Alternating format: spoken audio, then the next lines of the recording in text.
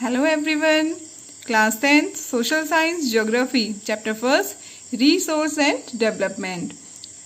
Children, in this chapter we understand the value of resources and the need for their judicious utilization and conservation.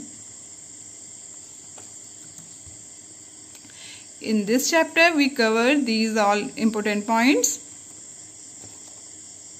type of resources, development of resources, resource planning in India, land resources, land utilizations, land use pattern, land degradation and conservation measures, soil as a resource and classification of soil, soil erosion and conservation. Dear students, you have to make notes on these all topics in your notebook. आपको इन सभी topics पे अपनी fair notebook में notes बनाने हैं and you have to do NCERT based question answer also. So let's start the topic.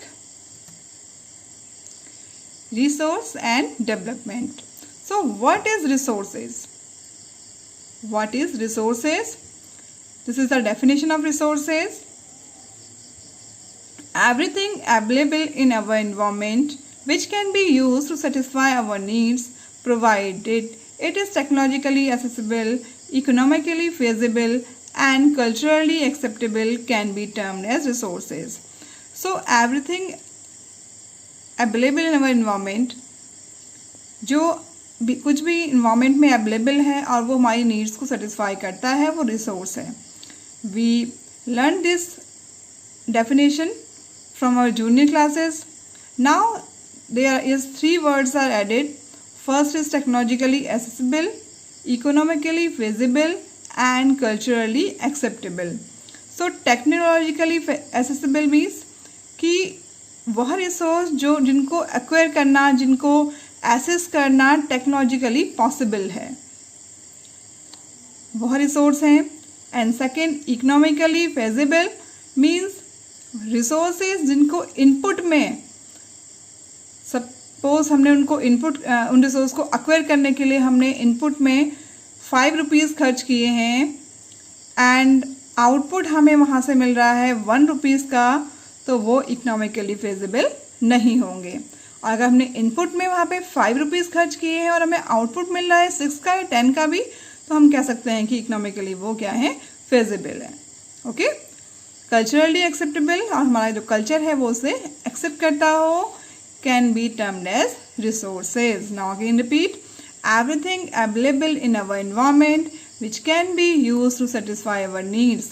वह सब कुछ जो environment में available है और वो हमारी needs को satisfy करता है, technologically accessible है, टेक्निक के थ्रू हम उसको access कर सकते हैं, economically feasible है और culture हमारा उसे accept करता है, उसे हम resource कहते हैं.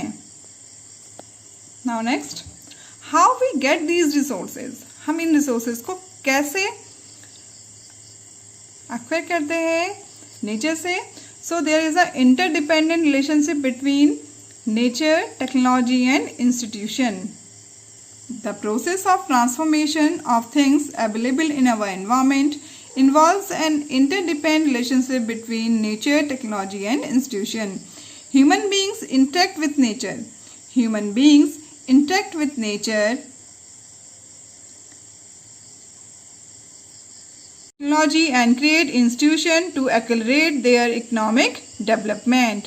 Human beings interact with nature, with the technology and create institutions for their economic development. Human beings nature से interact होते हैं, with the technology and institution create करते हैं जिससे कि इनका economic development होता है. Dear student, do you think that resources are free gift of nature as assumed by many? क्या आपको भी लगता है बहुत से लोगों की तरह कि resources क्या हैं, एक free gift है nature का? But ऐसा नहीं है. They are not. Resources are function of human activities. Resources are function of human activities. Human beings themselves are essential component of resources. Human beings खुद एक बहुत ज़रूरी कंपोनेंट्स हैं रिसोर्सेज के. They transform material available in our environment. They transform the material which is available in our environment in our resources and use them. So resources क्या है? Resources तो जो है नेचर में, हमारे फिजिकल इन्वायरमेंट में रिसोर्सेज तो अवेलेबल है. ह्यूमन बींग्स क्या करते हैं? टेक्नोलॉजी के थ्रू इन रिसोर्सेज को एक्वायर करते हैं, और इनको एक्वायर करने के लिए वो बहुत से इंस्टीट्यूशन, जैसे कि फैक्ट्रीज हो गई, आपकी इंडस्ट्रीज हैं, ये सब कुछ इनका सबका फॉर्मेशन करते हैं, इनको क्रिएट करते हैं और अपना इकोनॉमिक डेवलपमेंट करते हैं. Now come to next topic, classification of resources. Resources are categorised here natural resources and human made resources. Natural resources, renewable and non-renewable. Renewable means continuous or flow like wind and water, and biological is also divided in two categories: natural vegetation and wildlife. Non-renewable also categorized recyclable like metals, and non-recyclable like fossil fuel. And next is human made resources, structures and institutions, and quantity and quality. This is another classification of resources. Dear students, this is very important topic for your board examination. So many types of questions are coming from this topic. So let's start the topic. Resource can be classified in the following ways: on the basis of origin, biotic and abiotic; on the basis of exhaustibility, renewable and non-renewable; on the basis of ownership, individual resources, community resources, national resources and international resources; on the basis of status of development, potential resources, developed resources, stock resources and reserve resources. So start this main topic, types of resources. On the basis of origin, biotic resource and abiotic resource. Biotic resource which have life, and abiotic resource non-living things which have life not found. So abiotic resources obtained from biosphere and have life, such as human beings, flora and fauna, fisheries, livestock, etc. Abiotic resources, non-living things called abiotic resources, for example rocks and metals. Second is on the basis of exhaustibility. On the basis of exhaustibility, there is two types of resources: renewable and non-renewable resources. Renewable resources जिनको हम renew कर सकते हैं again and again, like solar and wind energy, water, forest and wildlife, etc. So the resources which can be renewed or reproduced by physical, chemical or mechanical process are known as renewable or replenishable resources. They are also divided into continuous or flow. Okay. So second is non-renewable resources. These occur over a very long geological time. Mineral and fossil fuels are example of such resources. These resources take million years in their formation. ये resources million years ले लेते हैं इनके formation में, इनको बनने में million years लगते हैं. Some of resources like metals are recyclable. जो metals है वो तो recyclable है, but some resources like fossil fuels cannot be recycled and get exhausted with their use. Third point is on the basis of ownership. First is individual resources. These are also owned privately by individuals. These resources are owned by individuals like plot, houses or cars. जो individual resources है वो किसी person की private property होती है. Okay. And next is community based on resources. Community on resources, resources which are accessible to all the members of the community. When we share resource with the community is called community owned resources, like grazing grounds, public parks, picnic spots, etc. जैसे हम लोग park है, picnic spots हैं, इन सबको share करते हैं ना others society के साथ, तो this is called community owned resources. National resources, all the resources belong to the nation. सभी जो भी रिसोर्सेज एक कंट्री के अंदर होते हैं वो नेशनल रिसोर्सेज होते हैं. And control by the nation, और उनको नेशन ही कंट्रोल करता है, like road, canals, railways etcetera. The country has legal power to acquire even private property for public good. जो कंट्री है उसे ये लीगल पावर है कि वो प्राइवेट प्रॉपर्टी को भी एक्वायर कर सकती है फॉर पब्लिक गुड्स। आपने देखा होगा कि रोड्स बनाने के लिए कई बार जो लैंड है, लोगों की जो प्राइवेट प्रॉपर्टी है, उसको भी वहाँ पे रोड्स बनाई जाती हैं, कैनल्स बनाई जाती हैं, रेलवे लाइंस बनाई जाती हैं। Okay, so you might have seen road, canals, railway being constructed on fields owned by some individuals. Urban Development Authorities. Who have authority? Urban Development Authorities get empowered by the government to acquire lands. Okay? And all the minerals, water resources, forest and wildlife, land with in the political boundaries. ये सब जो क्या है, political boundaries के अंदर जो भी सब चीज़ें हैं, ये सब क्या है, नेशनल रिसोर्सेज हैं। इनफैक्ट ओशियनिक एरिया, कौन सा oceanic area, up to 12 nautical miles, जो क्या है 12 nautical miles means 22.2 kilometre from the coast.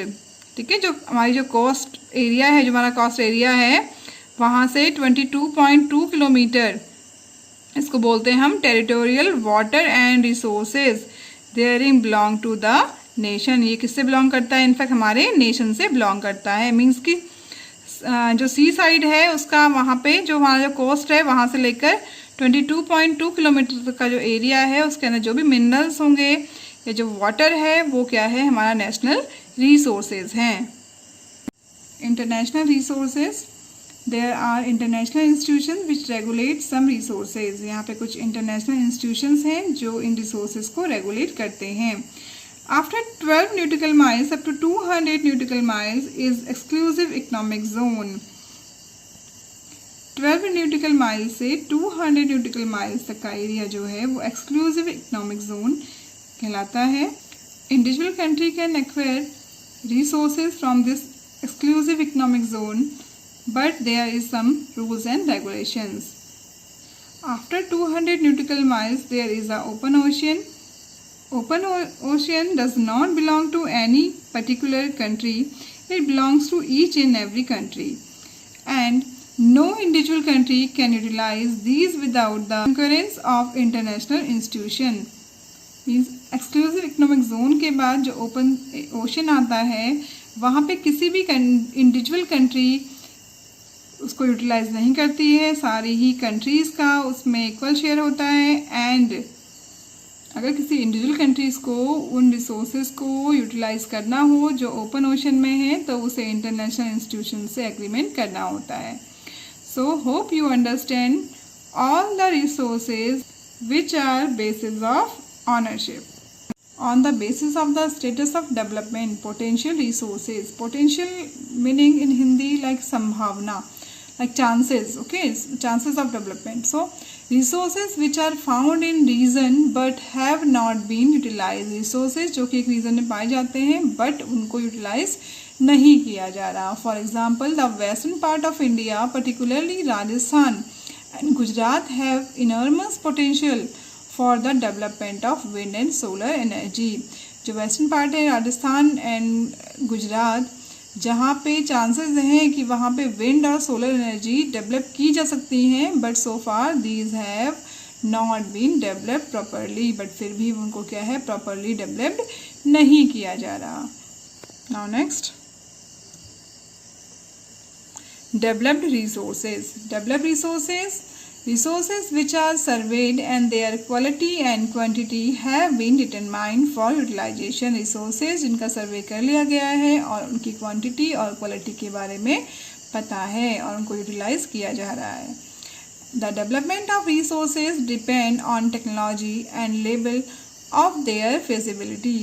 जो डेवलपमेंट है रिसोर्सेज का वो डिपेंड करता है कि टेक्नोलॉजी पे और रिसोर्सेज जो लेवल है उनकी फिजिबिलिटी का उस पर डिपेंड करता है। That is stock. Stock resources means resources के बारे में stock resources. Stock resources materials in the environment which have the potential to satisfy human needs. Materials environment में अवेलेबल है और इसमें पोटेंशियल है कि वो ह्यूमन नीड्स को सेटिस्फाई कर सकता है, but human beings do not have the appropriate technology. But human beings के पास वो एप्रोप्रिएट टेक्नोलॉजी नहीं है जिससे कि वो उन रिसोर्सेज का यूज़ कर सके। That's why they are included among stock. इसलिए इन रिसोर्सेज को स्टॉक्स में रखा गया है। ओके, सो हमारे इन्वायरमेंट में रिसोर्सेज तो अवेलेबल हैं, बट ह्यूमन बींग्स के पास वो टेक्नोलॉजी नहीं है जिससे कि वो उन रिसोर्सेज को यूज़ कर सके। सो इन फ्यूचर अगर टेक्निक जो है वो डेवलप हो गई तो वो रिसोर्सेज का यूज़ कर सकता है, इसलिए इन रिसोर्सेज को स्टॉक्स में रखा गया है। For example, water is a compound of 2 inflammable gases. जो वाटर है वो कंपाउंड है 2 गैसेस का, यहाँ पता है ना, hydrogen and oxygen, which can be used as a rich source of energy, जो कि बहुत रिच सोर्स है एनर्जी का। But we do not have the required technical, but हमारे पास वो रिक्वायर्ड टेक्नोलॉजी नहीं है, know how to use them, कि हम इन्हें कैसे यूज़ करें। Okay, so it can be considered as stock. Reserve resources are the subset of the stock which can be put into use with the help of existing technical know-how, but their use has not been started. इनको पता है कि हमें कैसे use कर सकते हैं, but उनका यूज़ हम फिर भी नहीं कर रहे हैं। These can be used for meeting future requirements. इनका यूज़ फ्यूचर की रिक्वायरमेंट्स के लिए किया जाएगा। River water can be used for generating hydroelectric power, but presently it is being utilised only to a limited extent. Thus the water in the dams, forest etcetera in the reserve which can be use in the future. So these are the resources according to status of development. Hope you understand classification of resources. Make notes on this topic in your fair copy and share with me. Take care. Bye bye.